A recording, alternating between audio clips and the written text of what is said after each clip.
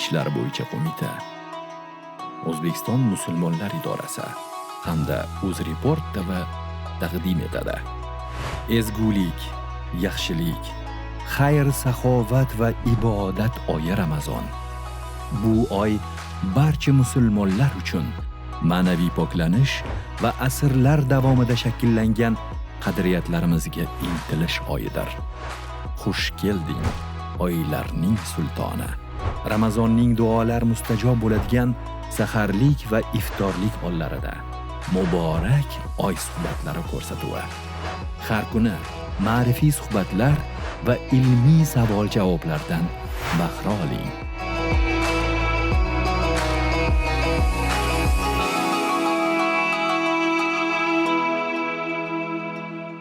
Assalomu alaykum aziz do'stlar, muhtaram tomoshabinlar, qadrli muxlislar, muborak oy suhbatlari ko'rsatuvi orqali siz bilan yana bir bora diydorlashib turganimizdan xursandmiz. Alloh mana shu oyda qilayotgan ibodatlarimiz, tutayotgan ro'zalarimizni dargohida husni qabul aylasin. Azizlar, ko'rsatuvimiz rejasiga muvofiq albatta chiroyli suhbat va sizdan kelgan savollarga javoblarni studiyamizga taklif etgan ahli ilmlarimiz yordamida berib borishga harakat qilamiz. Bugun studiyamizning aziz mehmoni poytaxtimizdagi Xo'ja Alambardor jome masjidi imom xatibi Rahimberdi domla Rahmonovlar. Assalomu alaykum domla. Assalom va rahmatulloh. Xush kelibsiz. Ramazonning navbatdagi kuni sizga muborak bo'lsin. Ushbu loyihamizda sizni ko'rib turganimizdan xursandmiz. O'ylaymizki, muxlislarimizga, tomoshabinlarga manzur bo'ladigan chiroyli suhbatni amalga oshiramiz Allohning izni bilan. Bugun siz bilan suhbatlashish uchun ajoyib bir mavzu tanlab qo'ydim. Agar rozi bo'lsangiz, ma'rifatli ayol jamiyat ko'rki degan mavzuda bir suhbatlashsak. Domla, o'zi azaldan ayol jamiyatni bir tayanchi, oilaning ustuni, tarbiya maskanining bir qalbi hisoblanadi. Muqaddas dinimiz islomda ham ayol sha'niga alohida ehtirom, e'tibor ko'rsatilgan. Va ayol bilan bog'liq mana ko'plab masalalar, hadislar kelgan, ularning yechimi berilgan, oyat karimalar bor. Bugun imkon qadar mana shu ma'rifatli ayol, ya'ni uning jamiyatda, oilada tutgan o'rni, ilm olishdagi o'rniga oid suhbatni amalga oshirsak, marhamat. Bismillahirrohmanirrohim. Alhamdulillahi robbil alamin. Assalatu vassalamu ala khayri xalqihi Muhammad va ala alihi va ashabihi ajmain. Alloh taolo yurtimizni tinch, xalqimizni omon qilsin. O'tayotgan bu Ramazoni sharif oyi butun elimizga, xalqimizga muborak bo'lsin. Amin. Avvalambor taklif uchun rahmat. Albatta Alloh taolo bu suhbatlarimizni xalqimizga, mo'min musulmonlarimizga manfaatli qilsin. Amin. Bugun yaxshi suhbatni, yaxshi mavzuni ko'tardingiz. Ma'rifatli ayol jamiyat tayanchi. Ayollik darajasining eng yuqori cho'qqisi bu onalik maqomi. Biz jamiki ayollarga ona darajadagi hurmatni taqdim etishimiz kerak. Qizimiz ham ertaga beshik tebratadi. Singlimiz yoki opamiz ham ona. Osonamizdagi 20 yosh kelinimiz ham ona. Juftimiz, ayolimiz, xotin ayolim degan nazar bilan qaraymiz, aslida u ham ona. Jumla ayol zotiga biz ona darajadagi hurmatni taqdim etishimiz kerak va ularga ehtirom, izzat, ikromni o'rniga qo'ya olishimiz kerak. Ayol bu ona. O'zbek imlosida ayol so'zi, ona so'zi 3 harf bilan yoziladi. Arab imlosida 2 harf bilan yoziladi. Juda ham oz harflar ishtirokida yozilsa-da, ma'no, mazmun jihatidan ulkan ma'noni ifoda etadi. Biz gapirib turgan tilimizni onaga qiyos qilamiz. Ona tilim deb va darslik qilib, ona tili darsligi qilib bolalarimizga o'rgatamiz. Yashab turgan yurtni onaga qiyos qilamiz. Ona vatan. Hattoki katta bir kurrai zaminni onaga qiyos qilamiz. Ona sayyora. Alloh taolo Qur'oni Karimda Makka shahrini 11 nom bilan ta'rif qiladi. Shuning bittasi Ummul Qura. Makka shaharlar, qishloqlar onasi deydi Alloh. Qur'oni Karimning bir necha nomlari bor. Shu nomlardan bittasi Ummul Kitob. Kitoblar onasi deydi Alloh. Alloh taolo nima demoqchi? Makka shaharlarning eng muqaddasi demoqchi. Qur'oni Karim kitoblarning eng muqaddasi demoqchi. O'sha muqaddas degan so'zni ayol so'zi bilan, ona so'zi bilan ifoda etyapti. Makka shaharlar onasi. Qur'oni Karim kitoblar onasi. Ona so'zi ayol darajasining eng yuqori cho'qqisi bo'lmish ona so'zi muqaddaslik ma'nosini ifoda etadi. Biz onaga, ayol zotiga muqaddas degan ta'rifni bersak ham bo'ladi. Dunyoda onadan muqaddas inson yo'q. Biz hurmat, izzat, ikrom, ehtiromni otadan boshlaymiz. Yaxshilik, yordam, ko'mak, madadni onadan boshlaymiz. Bizni yaxshiligimizga birinchi haqli inson bu ayol zoti. Ayol erkakning omonati. Ona bo'lsa o'g'liga omonat. Ayol bo'lsa erga omonat. Opa bo'lsa ukaga omonat. Singil bo'lsa akaning omonat. Ota bo'lsa qiz otaning omonat. Jumla ayol zoti erkak uchun omonat. Bizni qaramog'imizda turgan ayol, singil, opa, qiz, kelin bular biz uchun omonat. Mo'min odam birinchi navbatda mana shu omonatga rioya qiladi.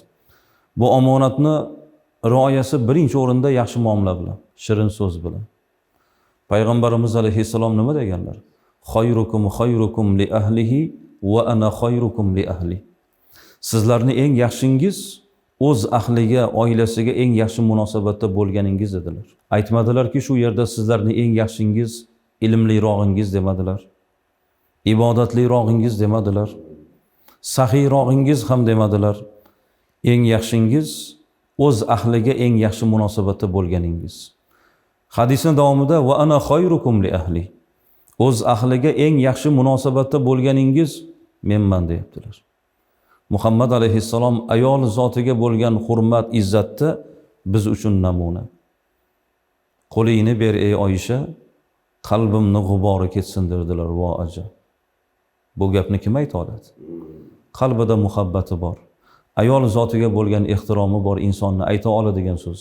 Seni ko'rsam ko'zim quvnaydi ey Fatima derdilar Hazrat Ali radhiyallohu anhu. Yaxshi so'z odamga kuch beradi, quvvat beradi, odamga kayfiyat beradi. Qo'pol gap, dag'al so'z odamning kuchini ketkizib qo'yadi. Kayfiyat ketadi. Ayol zotiga bo'ladigan bizni ehtiromimiz, hurmatimiz birinchisi ularga chiroyli muomala.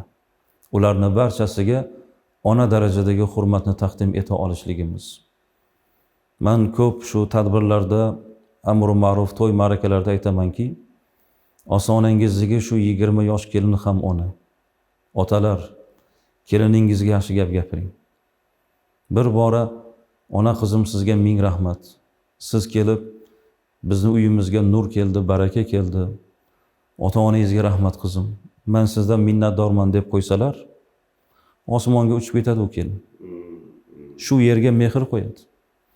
Ota shunday bir iliq gapni gapirsa, qaynonasi fe'lini buzib, kelinga yomon gap gapira oladimi? O'g'il ovozini do'rillatib, ayoliga qattiq gapira oladimi? Ota-onasiga borib shu gapni aytadi. Qudalarning aqlchiligi ziyoda bo'ladi. Birgina kelinga bo'lgan chiroyli muomala ayol zotiga qancha yaxshiliklarni keltiryapti. Shuning uchun bizni ayol zotiga ehtiromimizni birinchi ko'rinishi ularga samimiy munosabatda bo'lish. Ularni har birini izzat, ikromini o'rniga qo'yish. Domla hozir juda ham bir qalbga yaqin, insonni bir qalbini junbushga keltiradigan misollarni aytdingiz, so'zlarni aytib o'tdingiz. Endi ulug'larning bir gapi bor. Agar ilmni erkak kishiga bersangiz, u bir inson uchun foydali. Ilmni ayol kishi olsa, undan manfaat oladiganlarning soni ko'payadi. Ya'ni oilani nazarda tutilgan. Shu nuqtai nazardan olib qaraydigan bo'lsak, mana shariatimizda o'zi ilm oling deyilgan, u ajratilmagan-ku. Ayollarni aynan ilm olishiga targ'ib, ayollarni ilmli bo'lishiga targ'ib borasida ham nimalar deyilgan, shu haqda ham to'xtalsak. Albatta, mana shu borada dinimizga bo'lgan eng katta ta'na toshlardan bittasi ayollar masalasi. O'sha boshqa din vakillarini, islomga teskari bo'lgan falsafalarni, dinimizga bo'lgan eng katta ta'na toshlardan bittasi ayollar masalasi. Islom ayollar huquqini poymol qiladi. Ularni jamiyatdan ajratib, ilmidan bo'g'adi. Ularni faqat maishiy xizmatlar uchun bir xizmatkor sifatida ko'radi. ilmdan ajratib qo'yadi degan ta'na toshlari bor. Aslida biz dinimizni ta'limotlariga qarasak, payg'ambarimiz alayhissalom nima deganlar? Talabul ilm faridatun ala kulli muslim va muslima. Ilmni talab qilish har bir musulmon va muslimaga farz. Ilm farzligi faqat erkak kishi uchun emas, faqat o'g'il bola uchun emas, birdek haqli. Ayol kishi, ayol zoti u qizmi, onami, erkak bilan barobar. Faqat guvohlikda ikkita ayolni o'rni kerak bo'ladi, bitta erkakning o'rnida.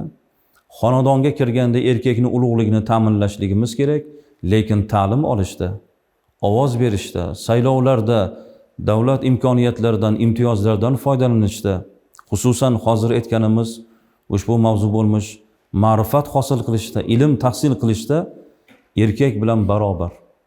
Erkak zoti, o'g'il bola qanchalar haqdor bo'lsa, otadan, onadan ilm olishga, ota-onasini oldida qizni ham shun darajada haqqi bor. Ilm olishdan to'smagan bizning dinimiz.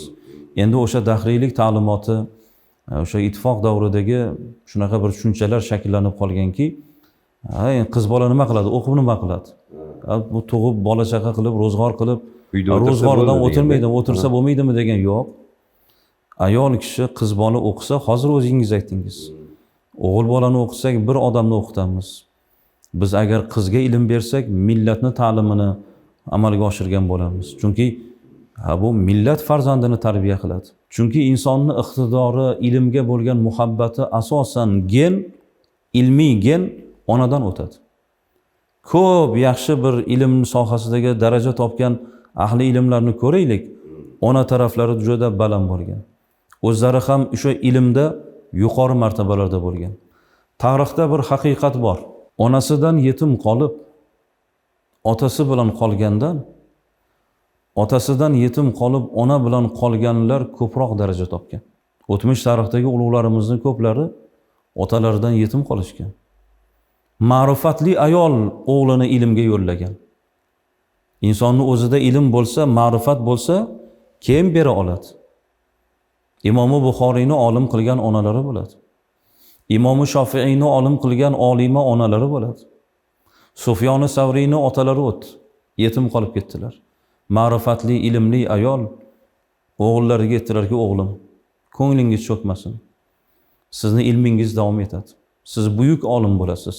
Sizni katta olim bo'lishingizga mening charxim kafil dedilar. Bu ma'rifatli ayol charx yigirib, ip kalava qilib, shu mehnat bilan farzandini dunyoni olimiga aylantirdi. Imom Avzoiyni otalari o'tib qoldi. Onalari yashab turgan hovlini sotdilar. Bitta hovlini pulini farzandini ta'limiga sarf etdilar va farzandini dunyoni olimiga aylantirdilar. Buni kim qiladi? Ma'rifatli ayol qila oladi. Ayol agar ma'rifatli bo'lsa, farzandlar shu ma'rifat yo'lini tutadilar. Ilmga bo'lgan muhabbat, ilmga bo'lgan qiziqish onadan o'tadi. O'zim ham ben es bilaman, shu bobom menga ilk saboqlar berganlar, ya'ni onamning otalari. Qo'limdan yetaklab go'dak bolaman, ilmga onam olib borardilar. Endi bolaman, zerikib, shu ilm olishda ozgina bir o'yin qaroqlik qilsam, yonimda o'tirib oyog'imni uqalab o'tirardilar. Ko'p yaxshi tilaklarni aytardilar. Bolam, siz o'qishingiz kerak, ilmli bo'lishingiz kerak. Meni ilmga muhabbatli qilgan onam, ilmga olib borgan, men hamma yaxshiliklarni ma'rifatli onam timsolida ko'rganman. Bolaligimda qo'shnilarimiz bizni qarindoshlarimiz hammasi degan tasavvur bo'lgan menda. Sababi onam ovqat qilsalar, ovqat tashirdim qo'ni qo'shniga. Tandirda non yopsalar, qo'lim kuyib qolib bir narsaga o'rab berardilar, qo'ni qo'shniga non tashirdim. Keyin katta bo'lib bilsam, ular faqat qo'shnimiz ekan xolos. Biz hamma yaxshilikni, ilmga bo'lgan muhabbat, hamma fazilatlarni ona timsolida ko'ramiz. Bizni birinchi muallimimiz ona. Shuning uchun ona haqida bizga bir ta'rif bering, ayol zotini bir ta'riflab bering deb bir ulug' zotga aytsalar, meni imkonim yetmaydi ayol zotini ta'rif etishga. Siz yaxshisi ko'ksida bag'rida bolasini saqlab turgan onaga bir qarang. Shunda siz onani kimligini bilasiz degan ekanlar. Haqiqatdan 6 oylik go'dak ona bag'rida. Shu go'dak uchun nima kerak? Ona kerak. Boshqa hech narsa kerak emas. Yeydigan ovqati ona ko'ksida, uxlab orom oladigan joyi ona bag'rida, yuvib tarab poklaydigan shu ona, ko'tarib ovuntiradigan shu ona, butunlay onaga muhtoj bo'lgan davr, fursat hammamizni boshimizdan o'tgan. Shuning uchun mana shu insonni ilk hayotga qadam qo'yadigan chog'ida ayol ma'rifatli bo'lsa, ayol aqlli, aqli raso bo'lsa, ilmli ayol bo'lsa, farzandiga boshqacha tarbiya beradi. Shuning uchun bizni dinimizda ilmli qiz bilan ilmsiz qizni mahrini ham farqi bor. Mahrda hattoki. Eng mahri baland hunari bor, masalan, ba'zi bir qizlarimiz pazanda bo'lishi mumkin. Lekin shu hunar, imkoniyatlar ichida eng hurmatlisi, eng mahri balandi ilmli qiz bo'ladi. Ilmli qizni hurmati ham, izzati ham, darajati ham baland bo'ladi. Alloh taolo bugun mana tarbiya qilayotgan qizlarimiz hammalarini mana o'qitmoqda, otalar pulli maktablarda o'qitilyapti. Yana bitta narsani aytishimiz kerakki, ilm ham ajratilmagan. Sen faqat diniy ilm o'qisang savob bo'ladi, dunyoviy ilmlarga ajr yo'q, savob yo'q degan gap yo'q. Xuddiki o'g'il qizimiz ilmdan ajratilmagani kabi, ilmlarga beriladigan ajr ham, savob ham ajratilmagan. Bugun farzandlarimiz, qizlarimiz yetuk ilmli bo'lish kerak.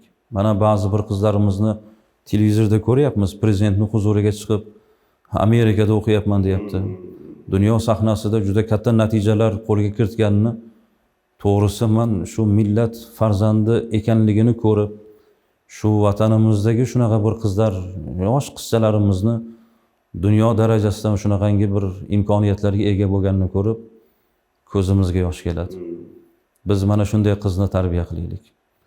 Millatiga, vataniga, o'z farzandlariga, oilasiga ma'rifati bilan, ilmi bilan tarbiya bera oladigan, namuna bo'la oladigan qizni tarbiya qilsak, millat uchun, vatan uchun eng ulug' ishni qilgan bo'lamiz. Men kichik bir aqlim bilan shu narsani o'ylaymanki, vatanparvarlik deganda men ma'rifatli qizni tarbiya qilish deb tushunaman. Yaxshi qizni tarbiya qila olish, agar millatni, vatanni qizlari tarbiyali bo'lsa, ertaga bu qizlar ona bo'ladi. Ma'rifatli ona vatanga sadoqatli farzandlarni tarbiya qiladi. U ona tuqqan farzandlar, o'g'illar faqatgina u onaning farzandi emas. Ma'rifatli ona nima deydi bolasiga? Bolam, sen meni farzandim, shu bilan birgalikda shunday bir ulug' xalqni farzandisan, ulug' bir millatni farzandisan deb farzandini ruhiyatini ko'klarga ko'taradigan ma'rifatli ayol bo'ladi. Farzandini millat farzandiga aylantira oladigan bu ma'rifatli ayol bo'ladi. Shuning uchun biz qizlarimizni o'qitsak, juda katta natijalarga erishamiz. O'zi domla hali mashhur hadis ham bor-ku, payg'ambarimiz sollallohu alayhi vasallam kimda kim 3 ta qizni tarbiyalab, uni o'z joyiga munosib tarzda uzatsa, uni yo'lini topishiga yordam bersa, unga jannat kafolat. 2 ta bo'lsa-chi yo Rasululloh, 2 taga ham, bitta bo'lsa-chi, bittaga ham. Mashhur hadis. Shu 3 ta qizni tarbiyalab deganini tagida ham o'zi shu ma'rifat bor-da, to'g'rimi? Ma'rifatli qilish. Siz hozir aytgan misollaringizni o'ylab turib, 6 oylik mana bolani misol qilib keltirdingiz. O'shaning uchun biz balkim ona vatandirmiz. Ya'ni vatan insonga nima bersa, o'sha 6 oylik go'dakka ona hamma narsani beradi. O'sha bag'rni, o'sha taomlanishini, o'sha mehrni, o'sha qulaylikni, hammasini beradi. Endi men hozir yana bir narsa so'ramoqchi edim. E'tiboringizni qaratmoqchi bo'lgan narsam bor edi. Haqiqatdan ham haligi siz aytganingizdek, shu xalqaro olimpiadalarda, fan olimpiadalarda qizlarimiz muvaffaqiyat qozonsa, bayrog'imizni ko'tarsa, odam to'lqinlanadi. Hali nemis tili olimpiadasida yutgan qizimiz Germaniyada, butun dunyoda nechta yuz ishtirokchilar orasida. Yoki bo'lmasam hozir juda bir hali urf bo'ldi. IELTS degan narsa. IELTSda eng yuqori ballarni qo'lga kiritib, jahonning nufuzli universitetlarga siz aytganingizdek o'sha grant asosida o'qishga kirayotgan qizlarimiz soni ortib boryapti. Bu ham o'sha ilmga, qizlarimizni ma'rifatli bo'lishiga qaratilayotgan e'tibori samarasi. Endi bugungi kunimizda ajralmas bir qismi bor, bu ijtimoiy tarmoq. Ijtimoiy tarmoq qizlarimizni, ayollarimizni ma'naviyatiga qanday ta'sir qilyapti deb o'ylaysiz? Albatta buni ta'siri bor. Endi bu ijtimoiy tarmoq, endi internet busiz hayot bo'lmaydi. Hamma narsani ijobiy tarafi bo'lgani kabi salbiy tarafi ham bor. Hamma narsani oddiy bir pichoq, u bilan qotillik qilish ham mumkin. Olmani artishimiz ham mumkin. Biz nima ma'noda foydalanishimizga bog'liq. Avvalambor o'sha internetdan to'g'ri foydalanish tarbiyasini har bir ota-ona berish kerak. Farzandlarimiz, qizlarimiz shunday bir tarbiya olsinlar, men shunday deb o'ylayman. Ota-onasini oldida kira olmadimi, jur'ati yetmadimi, ota-onani ko'zidan uzoqda ham shu ishni qilmasin. Shu ishni qilmasin. Bu narsani ota-ona aytish kerak. Bolam, bu tirik odam behayo narsaga qarash qanchalar gunoh bo'lsa, o telefondagi behayo, besharm narsaga qarash ham shu darajada bo'ladi. Bugun afsuslanarli jihatlari juda ko'p. Oilalarni buzilib ketishiga sabab bo'lyapti hattoki. Qanday qilib masalan bir ayol unga do'stlik tashlashi mumkin? Erkak kishi, u nomahram, u bir-biri bilan do'st bo'lib, duruzya bo'lib masalan, shunaqa bir holatlar. Shuning uchun har kimni o'zini tarbiyasiga bog'liq. Internet albatta salbiy oqibatlari bor va bu narsa yuzaga chiqyapti. Kim endi shuni salbiy taraflardan ozor chekyapti? O'sha tarbiyasini qila olmagan ota-onalar, o'sha qizlari shu sababdan internet tarmoqlaridagi gumrohlik, mana shunaqangi bir fahsh narsalar tarbiyasiga salbiy ta'sir ko'rsatishlar kimlarga ta'sir qilyapti? Demak, biz o'sha qizlarni tarbiya qilishimiz kerak. Ota-onani ko'z o'ngida qilmagan ishni ko'zidan uzoqda bo'lgan holatda ham qilmasligi kerak. Hammasi tarbiyaga bog'liq bo'ladi. Ijtimoiy tarmoqda ba'zi bir ayollarimiz o'zini bir hayotini qandaydir bir yasama hayotmi, to'g'ri hayotmi, bor hayotmi, qayerga borgan bir sayohatlarni, kiygan kiyimigacha, yotadigan yotoqxonasiga olib kirib ko'rsatish, o'zini bir qandaydir bir dabdabali hayotini ko'z-ko'z qilish, kiygan kiyimini ko'z-ko'z qilish, hattoki bir yotoqxonasida yotib olib ham o'zini gaplarini gapirish holatlari bu bizning millatimizga, bizning urf-odatlarimizga to'g'ri kelmaydigan holatlar. Mana shu narsalarda ham ayol qizlarimiz e'tiborli bo'lishlarini iltimos qilgan bo'lardim. Chunki bir insonni harakati, fe'l-atvori, ijtimoiy tarmoqdagi o'zini tutishi nafaqat o'ziga bo'lgan baho, bu millatga bo'lgan baho-ku axir. Shuning uchun ayol qizlarimiz, kelinlarimiz, qizlarimiz o'zini odobini, iffatini, axloqini ijtimoiy tarmoqda ham ko'rsatish kerak-da. O'zini qanchalar tarbiya olganligini, qana qilib endi inson u ijtimoiy tarmoqda imkoni bori bor, imkoni yo'g'i bor, ichidan o'tib turib o'shanaqangi bir hayotda yashashni orzusi bilan zo'rg'a bola-chaqa boqib yurgan, ular qiynalmaydimi? Ilgarigi ulug'lar qo'shinlardan oshib bolasini kiyintirmagan. Qo'shinlardan oshib bolasiga oshiqcha bir narsa olib bermagan. Men olib berishimga imkonim bor, lekin qo'shnimni bolasi ko'rib ota-onasiga xarxasha qiladi. Men uni ota-onasini qiynab qo'yaman. Shunaqa bir dabdaba bilan o'zini kiyimini, uyini, yotog'ini internetga olib chiqib ko'rsatayotgan ayollar boshqa ayollarni tarbiyasiga, ularni oilaviy muhitiga ta'sir qilmaydimi? Qiladi albatta. Ular ham eridan talab qilib, erini qiynash holati bo'lmaydimi? Bo'ladi.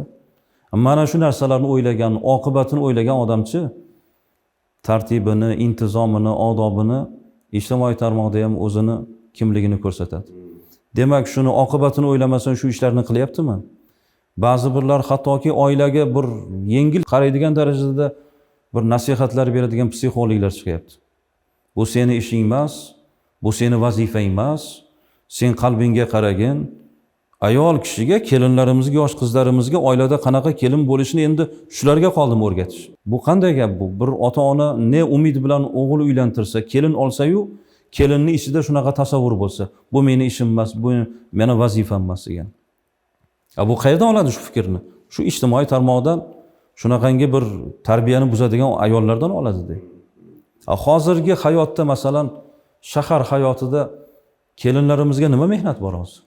Qo'lda kir yuvmasa, tandirda non yopmasa, ilgari onalarimiz mehnatdan qo'llari qavarib ketgan.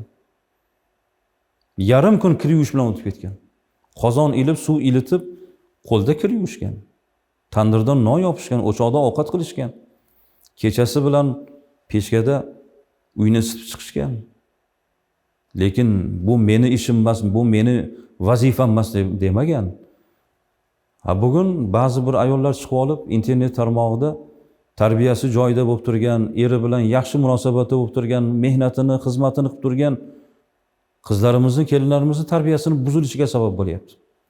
Bu seni burching emas, seni vazifang emas, bu qanday gap bu?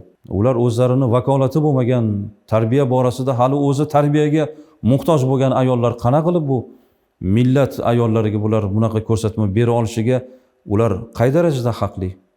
Mana shu jihatlarni ham ozgina gapirishimiz kerak. Men o'zim ko'p kuzataman, lekin shukurki, aynan mana shunday chaqiriqlarga munosib tarzda e'tirozli munosabat bildiradigan o'sha ma'rifatli, aqlli ayollarimiz, ziyoli ayollarimiz ham ko'p va ularning soni oshib borsin deymiz.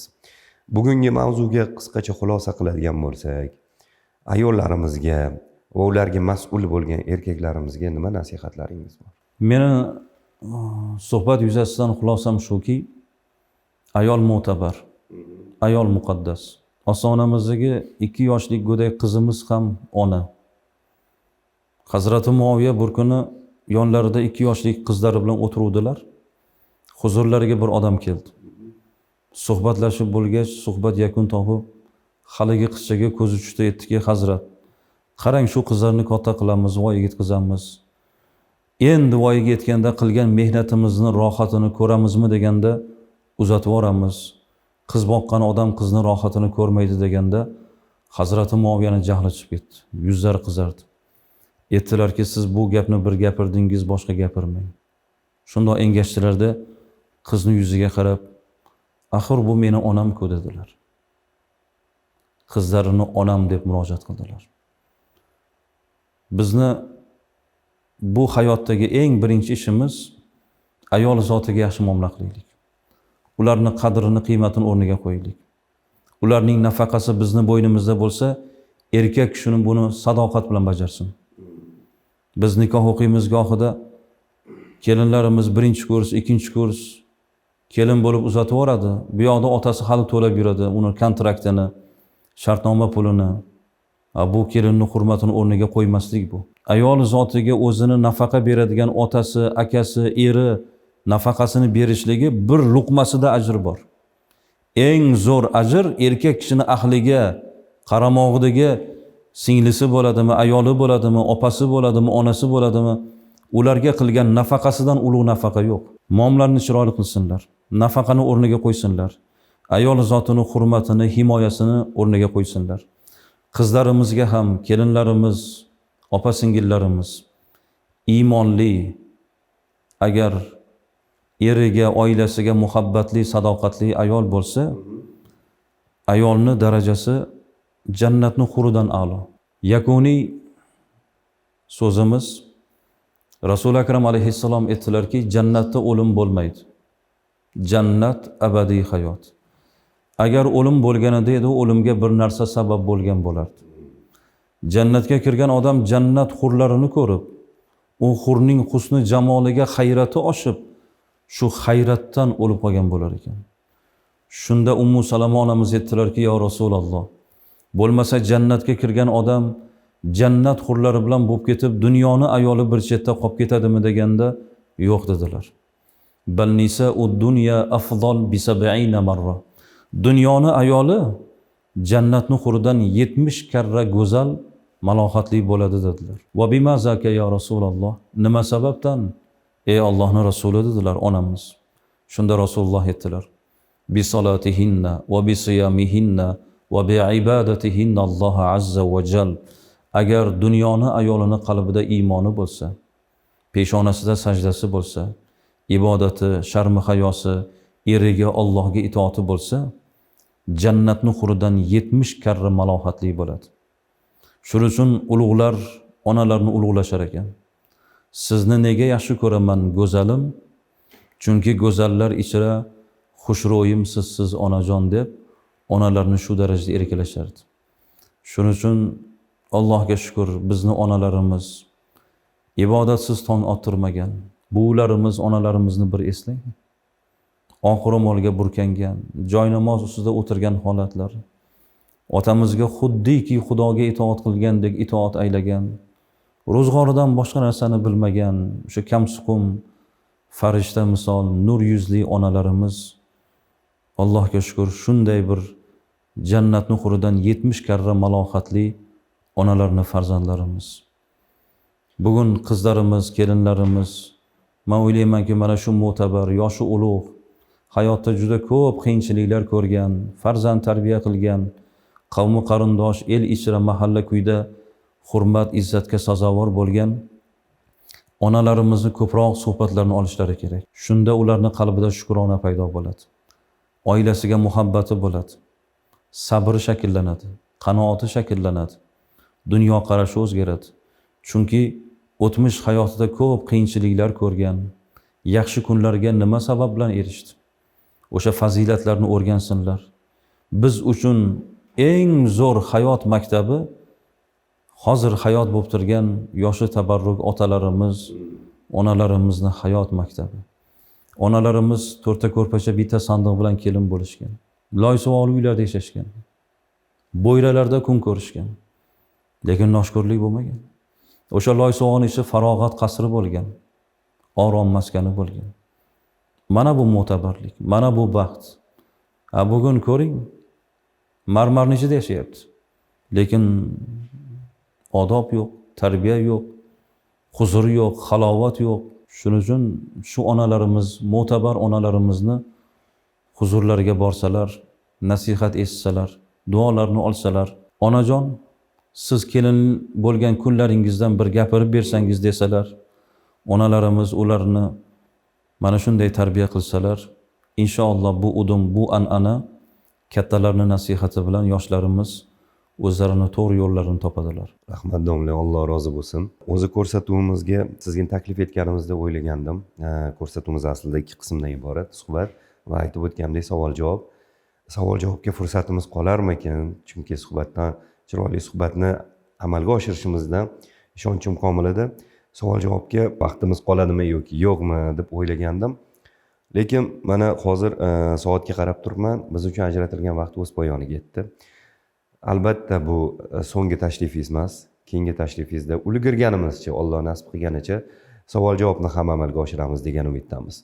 Alloh sizning umringizga, ilmingizga ziyodalik bersin. Uzoq yillar ummatni, xalqni, jamiyatni manfaati yo'lida xizmatlaringizda sobit qadam qilsin. Studiyamizga tashrif buyurganingiz uchun minnatdorchilik bildiramiz va yana ko'rsatuvimizda ko'rishdan sizni xursand bo'lamiz. Rahmat. Azizlar, ko'rsatuvimizning aziz mehmoni poytaxtimizdagi Xo'ja Alambardor jome masjidi imom xatibi Rahimberdi domla Rahmonov bo'ldilar. Ularga yana bir bora sizni nomingizdan minnatdorchilik bildiramiz. Yana bir karra azizlar, barchamizni bu oyda qilayotgan ibodatlarimizni Alloh dargohida husni qabul aylasin deymiz. Ertaga UzReport TV telekanalda yana o'sha tanish soatlarda siz bilan yuz diydor ko'rishguncha xayr, salomat bo'ling.